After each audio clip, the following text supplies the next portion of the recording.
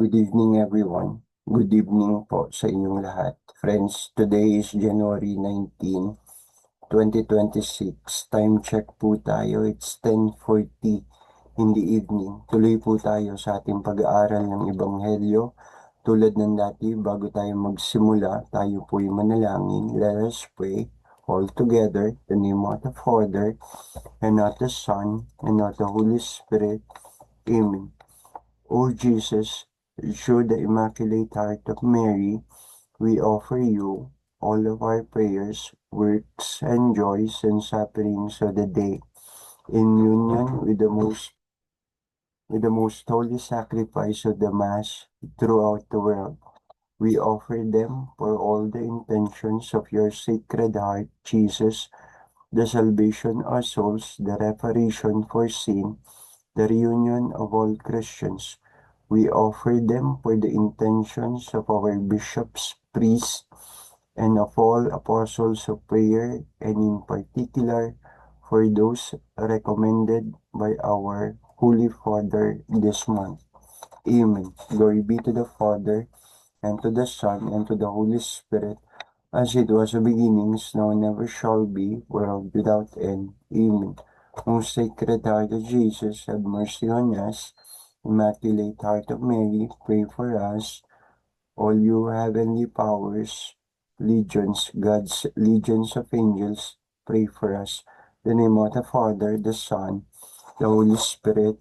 Amen. Simulan na po tayo ang ating pag-aaralang Ebanghelyo, the Gospel we are to talk about, and panggagalingan ng tema ng aking pagbabahagi ay ang Ebanghelyo para bukas, the Gospel for tomorrow, na gagamitin sa mga liturhiya ng salita sa ating simbahang Katoliko. Again, nagsasalita po ako at nagbabahagi bilang isang Kristiyanong Katoliko. So ano ang ating Ebanghelyo for tomorrow, January 20, Tuesday, second week in Ordinary Time. Share screen na po ako para maipakita sa inyo kung ano ang Ebanghelyong ito para bukas. Wait lang po. Wait lang po.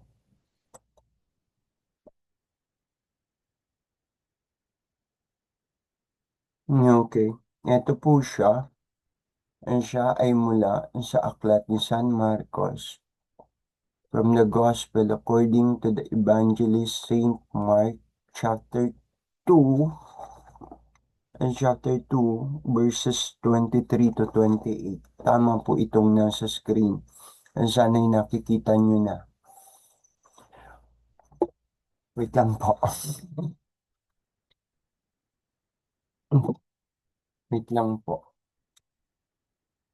It makes me comfortable holding my mission cross while sharing. Pasensya na po.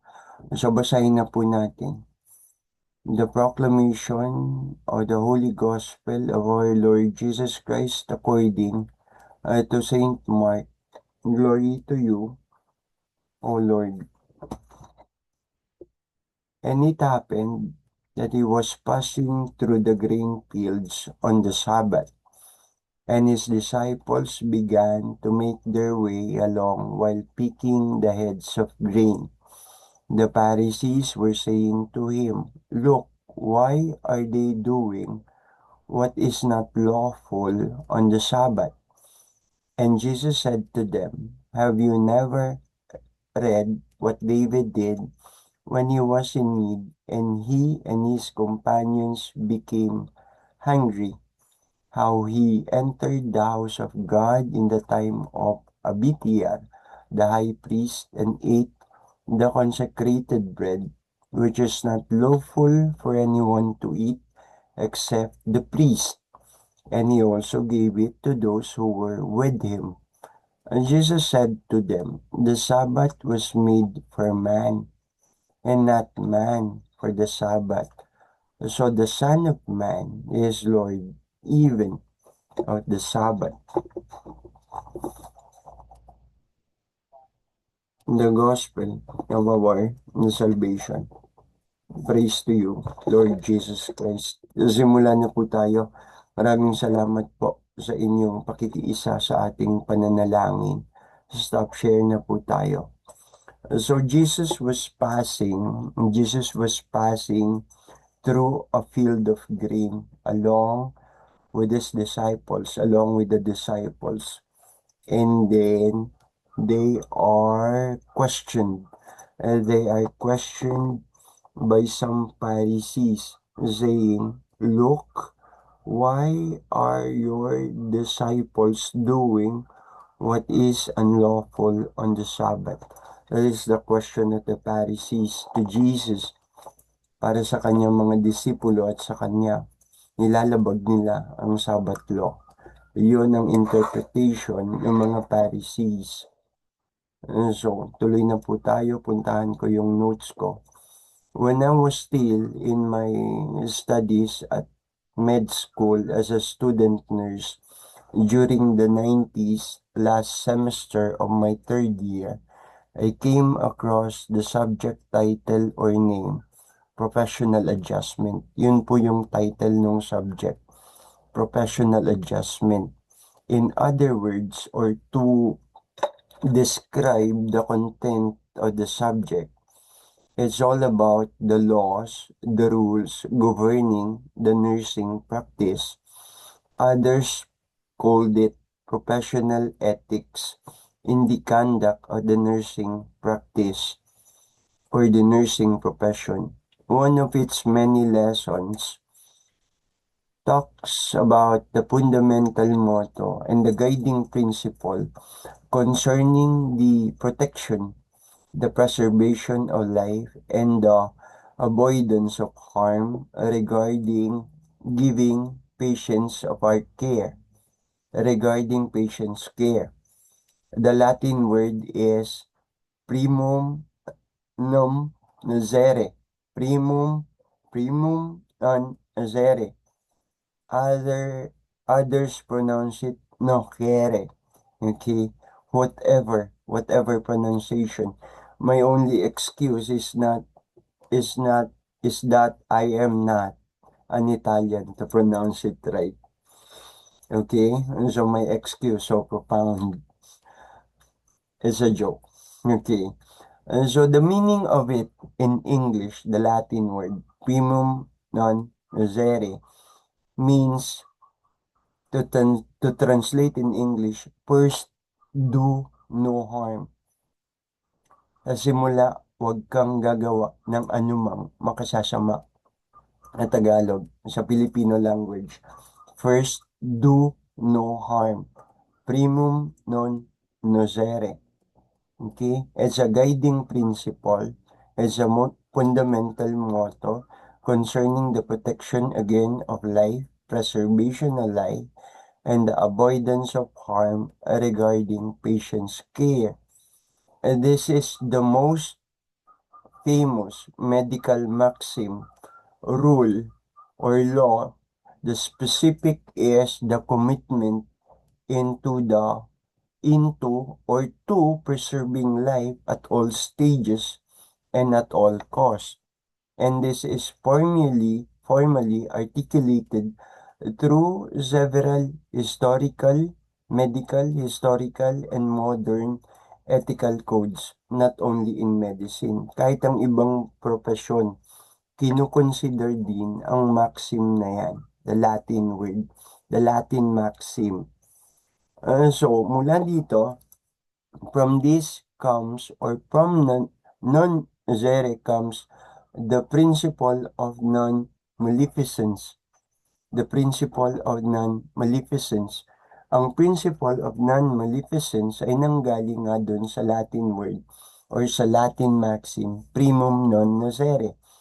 So what is principle of non-maleficence? This principle is again derived from primum non nocere. Pasensya na talaga kung hindi ko po ma-pronounce ang tama. Whatever, again, parang joke na rin. Ang excuse ko lang, hindi po ako Latino para ma-pronounce siya ng tama. So, the principle of non-maleficence, it dictates that the medical practitioner's primary duty is to ensure that their actions or even inactions do not result in a worse outcome for the patients. Okay? So, paano natin Tagalogin yan?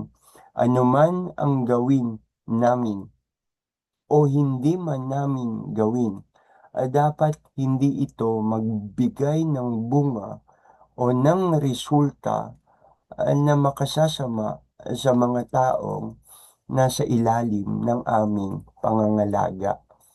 Okay? Nagsasalita ako as of ng parang isang nurse and isang teacher. Ano man ang gawin namin or anuman ang hindi namin gawin, kahit ang hindi gawin, kailangan ito ay hindi magbigay bunga o resulta na magdudulot ng sama para sa pasyente, primarily sa kanyang kalusugan. Okay? Yun yung principle of non-maleficence. Mula doon, derived from primum non nocere. So it serves as a safety brake, parang isang pag-iingat, parang nagda-drive ka ng sasakyan and you are reading the roads. Ano nangyayari sa kalsada? O going through the kalsada, tinu nananakbong yung sasakyan, ikaw ang nagde-drive, binabasa mo ang nangyayari sa kalsada at bilang pag-iingat, nagdadahan-dahan ka na walang masasaktan na sino man sa iyong pagdaraan. Okay? It serves as a safety brake. Isang pag-iingat on a medical or a medical move or action. Okay? Ensuring that the drive, kung ano man ang gagawin mo o di gagawin sa paghahanap ng solusyon sa sakit ng pasyenteng nasa iyong pangangalaga, hindi ito magbibigay ng sama, okay, sa kanyang buhay. So, the fundamental rule is to really save the life of the patient.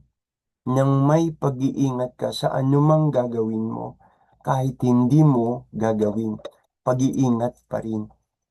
Okay? May mga bagay na hindi kailangang kumilos. Okay? May mga bagay na kailangang di kumilos. May mga bagay na kailangang di ka magsalita. Kung minsan, higit sa pagsasalita, kung minsan, gamitin mo ang talas ng iyong pakikinig. Hindi lang naman nagbibigay ng gamot ang trabaho ng mga nurses at tulungan ng doktor.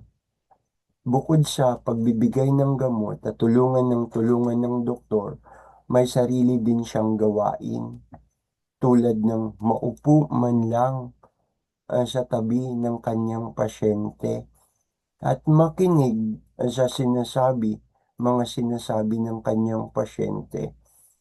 Yung bang ang tenga mo nakadugtong sa puso mo.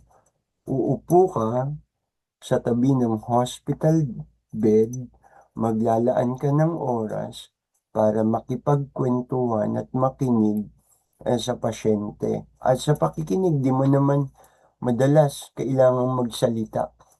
Makapakikinig ka ng maayos kung matututo kang isarang yung bibig ng nasa tamang sitwasyon.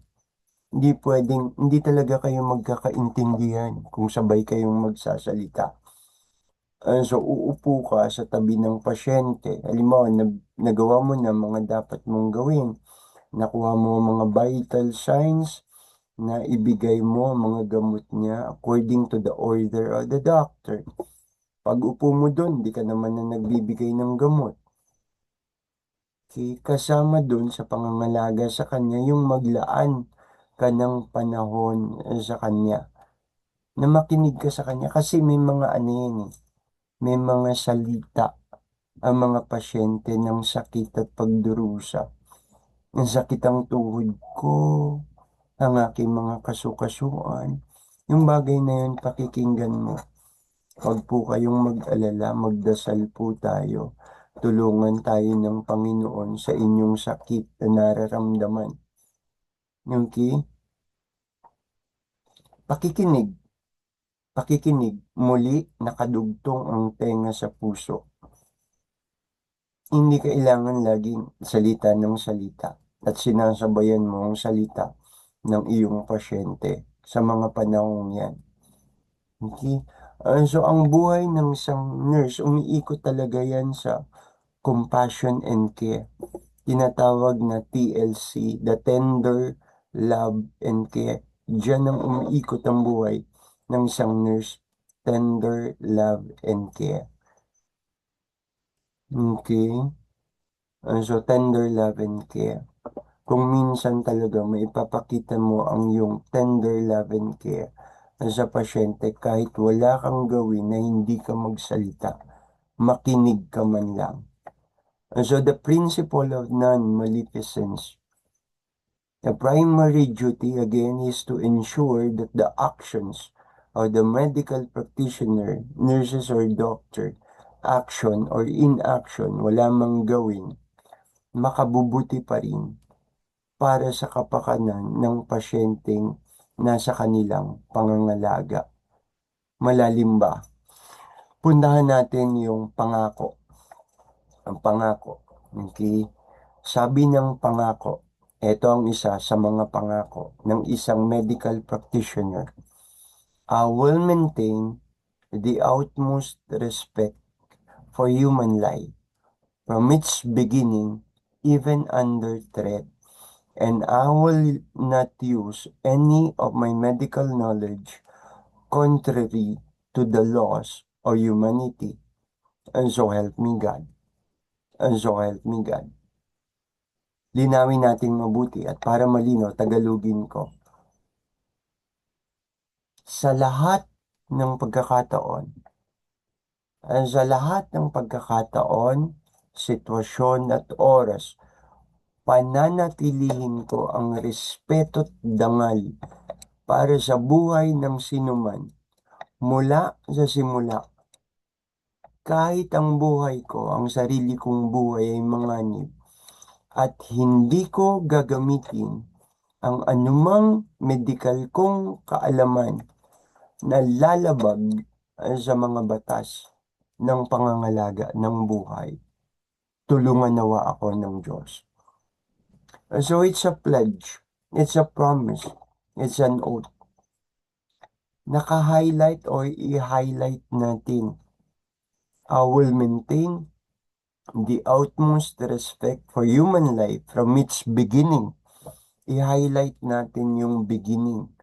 Mula sa simula ng buhay. Pagpapahalagahan mo ang buhay.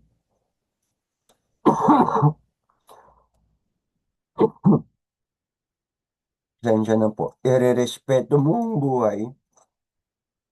Pagpapahalagahan mo ang buhay. Kahit sa simula pa lamang, kailan nagsisimula ang buhay?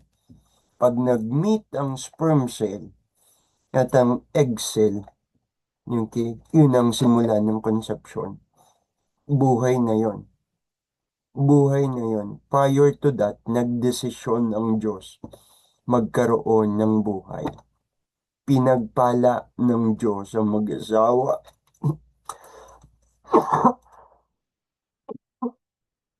Pinagpala ng Diyos ang mag-asawa. Pinahintulutan na magkaanak sila. From its beginning, nag-meet ang sperm cell at egg cell. Yun ang simula ng buhay. Prior to that, nagdesisyon ang Diyos na bigyan ng mag-asawa ng magiging anak. So, nag-meet ang sperm ni tatay at ang egg cell ni nanay. Yun ang simula ng buhay ng kanilang anak. And prior to that, ang bendisyon ng Diyos, ang kalooban ng Diyos na magkaanak sila. Bibigyan natin yan ng dangal. Dapat bigyan ng dangal dapat bigyan ng respeto ayon dun sa sinumpaan. Ayon sa aming sinumpaan. Again, nagsasalita po ako. Once a nurse will always be a nurse. And yung pagbibigay dangal, pagbibigay respeto sa buhay from its beginning, kahit ang sarili naming buhay bilang mga medical practitioner ay kahit na mga nib, nangyayari din talaga yan. Pipigilan ka ng iba. To protect life, pipigilan ka ng iba. Sasabihin ng iba, magiging opinyon ng iba, hindi na tama ang ginagawa mo to protect life. Kasi ang ibang paniwala nila, for the love of God and country, kahit pumatay. So, sa kanila, laban yung prinsipyo mo. Sa kanila, kahit pumatay, for the love of God and country. Are you sure of that? Pumatay for the love of God. Are you sure of that?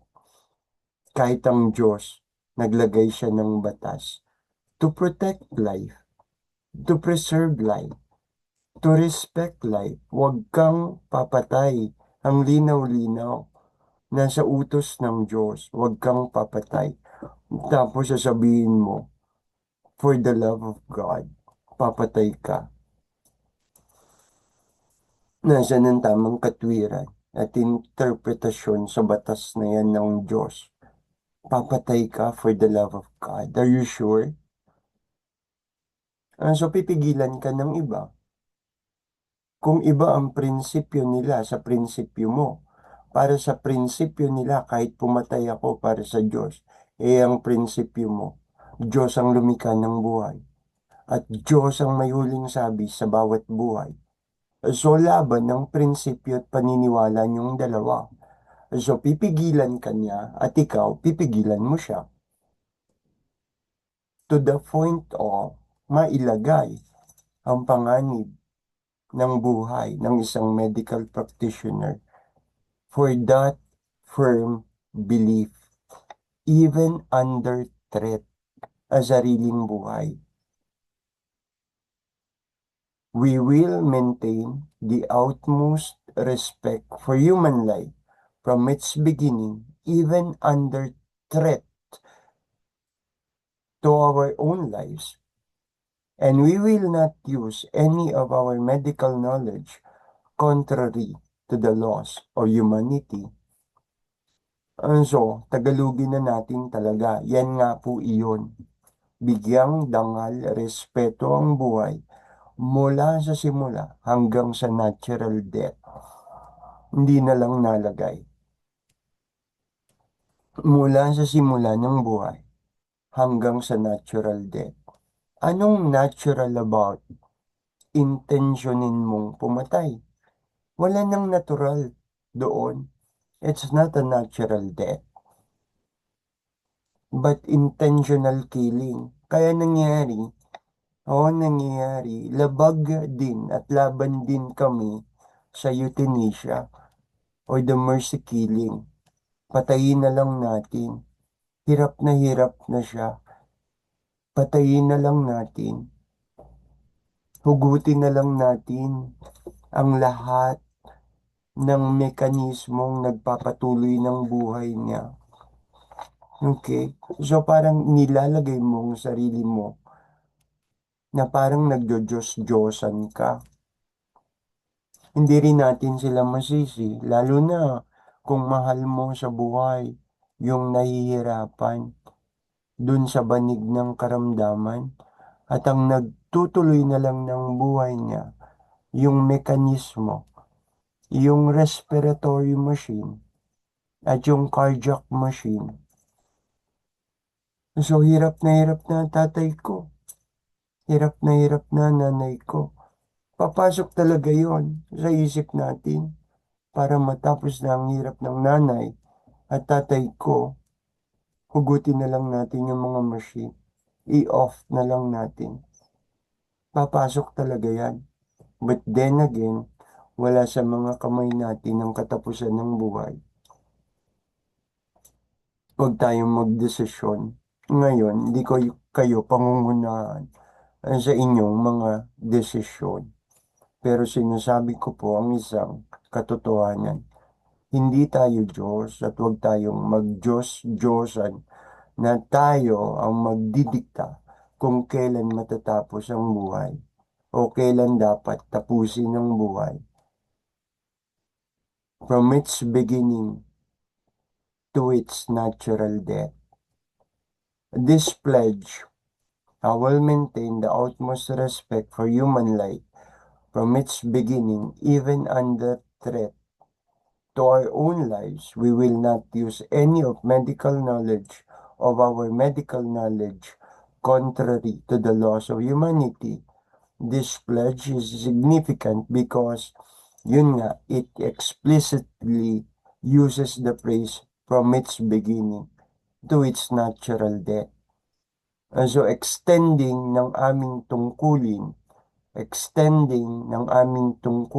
across all the stages of development of life and existence from the conception, yun na, to natural death. Tungkulin ng isang medical practitioner na talagang irespeto at ipagtanggol ang buhay ng tao across all stages mula sa simula hanggang katapusan ng buhay. From the conception to natural death. Ang ganda ng prinsipyo. Ang ganda ng prinsipyo ng medisinang yan. Kaya ang sino mang tao na nagpo-propose ng kahit na anuman na laban sa buhay ng tao, against talaga ako dyan. Against talaga kami dyan.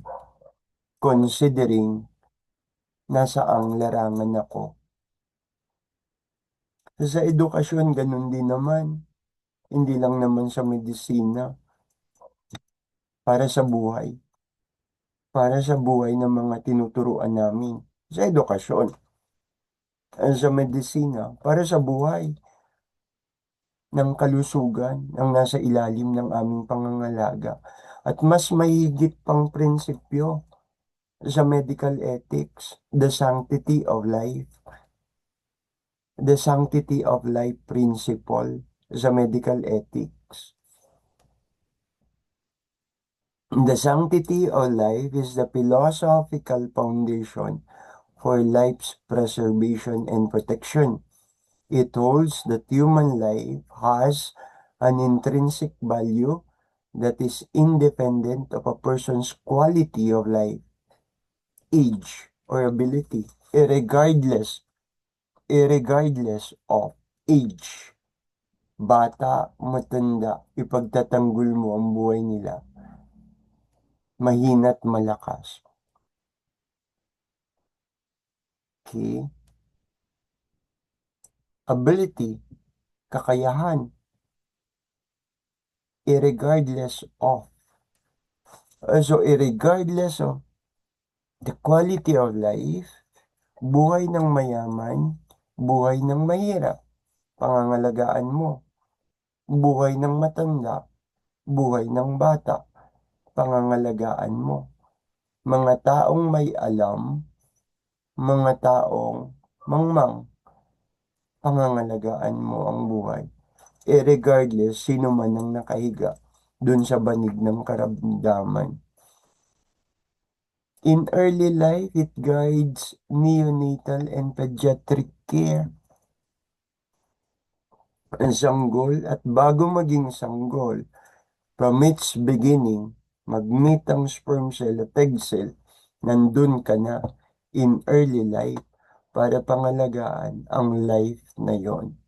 Neonatal and pediatric care. In late life, ang mga may edad, it informs the opposition, yun na, to active euthanasia. Yung matatanda, sobrang matatanda, bedridden, hindi na nakakagalaw, kung minsan, okay, wala na sa kanilang senses, merong matitinding karamdaman, ano isipin mo? Sa sobra ng hirap ni nanay at ni tatay, machines na lang ang nagpapatuloy ng kanyang buhay. Kaya sa awat pagmamahal ko sa kanya, i-off ko na lang, ipa-off ko na lang yung machine. Pipirma na lang ako ng consent.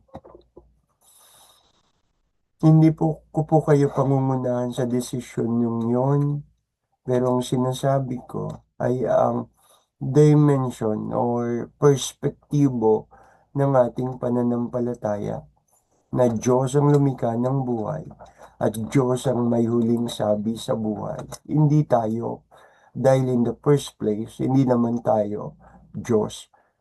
So we focusing instead on the palliative care. Palliative care. I-assignment na lang natin yan. What is palliative care? Rather than active euthanasia.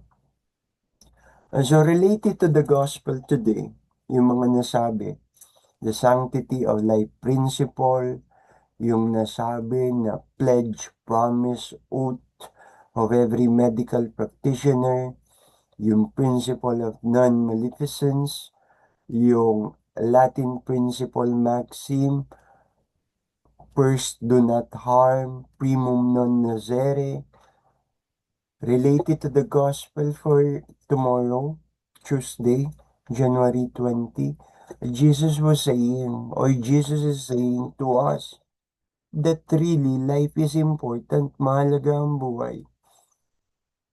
Kinaglalakad sila sa green fields. Nagugutom ang mga disipulo, kailangan nilang kumain. Pinakain ni Jesus. Pinahintulutan nila, pinahintulutan ng Diyos ni Jesus. Sige, kahit Sabat, mamitas tayo ng mga greens para makakain kayo. Pinahintulutan niya. Di niya pinagbawalan. At question siya. Question sila. Sabat ngayon ang mga alagad mo namimitas ng mga butil, greens, at kumakain. Kasi paggawa pa rin yun eh. Harvesting yun eh. So related to the gospel, Jesus was saying to us, life is important. Nagugutom ang tao, pakainin. Anong tamang interpretasyon ang dapat mong hanapin pa sa batas para bigyan mo ng rason ng isang taong nagugutom? Huwag pakainin. And God even made laws about not to kill. Huwag kang papatay. Again, and so the law connects the necessary need to value life again. Pagpahalaga ng buhay, bigyang dangal at respeto. At sa medisina, in all stages. Life in all of its stages. From the moment of conception to natural death. All laws, pupunta na tayo, all laws passed, lahat ng batas na naipasa na sumusunod sa fundamental truth na ito, dapat suportahan natin at ipaglaban. No to abortion. Example, no to abortion.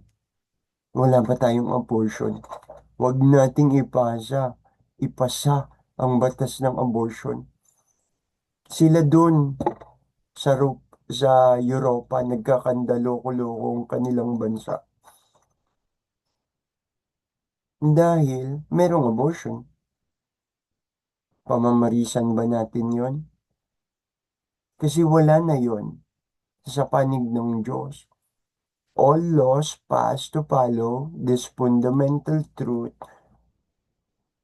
and safeguarding, protecting, respecting life must be supported. And on the other hand, lahat naman ng batas na sinasuggest, okay, lahat naman ng batas suggesting na tapusin ang buhay, anuman ang layunin, must be suppressed or fully stopped. Bigyan natin yan ng period, labanan natin yan. Let us put an end to it. No matter one says, anuman ang sabihin ng sinuman, for the love of country, papatay ako. Pumatay tayo for the love of country. Pumatay tayo for the love of God. Are you sure? For the love of God, papatay ka. Batas nga, Diyos nga ang nagsabi, huwag kang papatay. Tapos kakatwiran mo for the love of God. Nasaan ang logic? Gumawa ang Diyos ng batas, huwag kang papatay. Tapos ikaw ang katwiran mo for the love of God, pumatay. For the love of country, a lesser, a lesser reason, for the love of country, pumatay. For the love of God, you will kill. Are you sure of that? In the first place, you are not God. Di ka Diyos. Para diktahan, to dictate what will happen to life, should happen to life, or must happen to life, in consideration to kailan dapat magtapos ang buhay, to in consideration to when life must end. Again, hindi po tayo Diyos. Ako, mananatili akong ipaglalaban yan. Pinaniniwalaan ko yung mabuti. I firmly believe that. I firmly affirm that. I firmly accept that. Hindi tayo Diyos. O Diyos ang may huling sabi sa bawat buhay. Ang tao likas na mabuti. May mga taong nagiging masama dahil nakapit sa patalim. Nakapatay dahil sa matinding galit. Kung ang batas, ang sino mang pumatay, patayin na rin. Hindi tayo nagbibigay ng pagkakataon sa kapwang nagkamali. Paano kung baligtarin natin ng sitwasyon? Dahil sa galit, ikaw ang nakapatay. Tatanggapin mo, hindi ka bibigyan of another chance. Tatanggapin mo. Let's be true to it. May isang tao nakapatay dahil sa galit. Nahuli niya ang kanyang asawa. Nagsisiping kasama ang kalaguyo. Sa galit, napatay niya kapwa, yung dalawa, yung asawa niya at yung kalaguyo. Mula sa galit. Sabi ng batas, sinasuggest mo, lahat ng nakapatay, patayin din. Mata sa mata, ngipin sa ngipin. Baligtad din natin ang sitwasyon. Kung mangyari yun sa'yo. Lalo na kung ikaw, isang taong walang kontrol sa iyong emosyon. Empathy. Empathy. Ikaw ang mapunta sa sitwasyon na huwag kang bigyan ng another chance o pagkakataon upang magbago. Ikaw ang bigyan, tanggap mo. Magpakatotoo tayo dyan, tatanggapin mo. Baligtarin natin yung mga sitwasyon. Sige, baligtarin natin ang sitwasyon. Ilagay mo ang sarili mo sa kalagayan ng mga taong napasama dahil napakapit sa patalim at hindi ka bibigyan of another chance. Tanggap mo. Huwag mong madaliin ang sagot. Isipin mong mabuti. Nasabihin mo, everybody deserves second chances. Everybody deserves second chances. If everybody deserves second chances, may chances sila na dahil sa kanila maraming inosenteng napatay, namatay. Okay? Kung hindi sila bibigyan ng tsansa ng pagbabago, o di sila din ang napahamak sa kanilang sariling paniniwala. Sila din ang mapapahamak sa kanilang sariling paniniwala. Hindi nila pwedeng i-excuse everybody deserves second chances. Pero sila, nagbigay ba sila ng tsansa sa buhay ng iba? We do not distort the rule of law, for according to the law, the welfare of the people is the supreme law. Where is the welfare of the people when you make yourself like God and even compromising the welfare of the weak, the vulnerable, and the innocent, and those who cannot defend their own lives? Mag-isip-isip tayo sa ating mga ginagawa. Nasa Diyos ba talaga tayo? Nasa panig ba talaga tayo ng Diyos?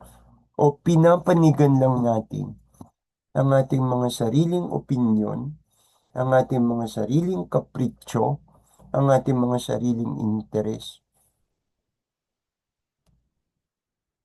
Nasa panig ba talaga tayo ng Diyos? O nasa panig tayo ng ating pagiging makasarili na ang pinapanigan natin mga sarili nating opinyon, kapritsyo at interes, pagmamahal, compassion, at praktikalidad lang din ang sinasabit pinararating ni Jesus sa Ebanghelyo para bukas. Naglalakad sila sa Greenfield, nagugutom ang mga disipulo, nagugutom ang mga tao, kailangan kumain. Pinahintulutan niyang kumain, araw ng Sabat, pahinga, bawal gumawa, harvesting yun. Sinita sila, why are they doing that? Your disciples doing that? And you are consenting them. Parang ganun. In other words, ikaw, tinotolerate mo ang iyong mga disipulo lumalabag sa batas ng Sabat. Anong sagot ni Jesus? Ang siya ang Diyos. For the Sabbath is for man, and the Lord, and the Lord is the Lord of the Sabbath. Nagugutom ang mga tao, kinakailangan kumain, pinakain, pinahintulutang kumain ni Jesus. Praktikalidad, praktikal, wala nang anumang rason o katwiran. Bukod higit sa isang simpleng rason ng praktikalidad. Nagugutom ang mga tao, kailangan kumain. Tapos sasabihin, ayon sa batas, ipinagbabawal o labag. Nasaan ang praktikalidad? Hindi praktikal. Kaawa-awa ang kalagayan ng mga tao. Nagugutom. Kailangan kumain. Pinakain. Pinahintulutang kumain. Kailangan ng compassion, pagmamahal, malasakit. Ibinigay ng Diyos ni Jesus. Praktikalidad at compassion, malasakit, pagmamahal, practicality and compassion. Yan simple, di ba? Pero profound. Practicality and compassion. Klaro sana at kopya. Yan yung mga bagay na kung minsan o madalas nawawala talaga sa atin. Madalas nawawala ang praktikalidad. Madalas nawawala ang malasakit. Ang pagmamahal. Ang si Jesus, ang mga disipulo nagugutom. Out of practicality, kailangan kumain. Kumain. Pinahintulutan niyang kumain. Si David, ipinagbabawal, pari lang ang dapat kumain. Yung tinapay na nandun, okay? Na nandun sa altar, pari lang ang dapat kumain. Nagugutom ang mga tauhan niya. Ginamit ni Jesus yung istoryang yun sa ginawa niya rin. Nagugutom ang mga tauhan ni David. Ang tinapay na nasa altar, pari lang ayon sa batas ang pwedeng kumain. Inutusan ni David, nagbigay siya ng instruction, sige, kumain kayo. Praktikalidad. Pagdating kay Jesus, mga disipulo niya, nagugutom, pinahintulutan niyang kumain. Pumitas ng mga butil para kumain. Praktikalidad. Compassion, malasakit sa mga tao. Nagugutom ang mga tao. Tapos, consideration mo, anong paliwanag, tamang paliwanag sa batas ang pagbawalan mo na huwag ibigay ang pangangailangan ng tao, lalo na pangunahing pangangailangan. Pasensya na po kayo. Ako, isang taong vocal, expressing myself. Kung minsan ganyan po talaga ako, masanay na po kayo. Praktikalidad, malasakit, mga bagay na madalas nawawala o kulang sa atin. Ayan ang nangyari sa Ebanghelyo. Nagutom ang mga disipulo, pinayagan ni Jesus, pinahintulutan ni Jesus, pumitas sa mga butil ng trigo at kumain. Panahon ni David, nagugutom ang kanyang mga tauhan. May tinapay sa altar. Pari lang ayon sa batas ang maring kumain. Pinahintulutan ni David ang kanyang mga tauhan.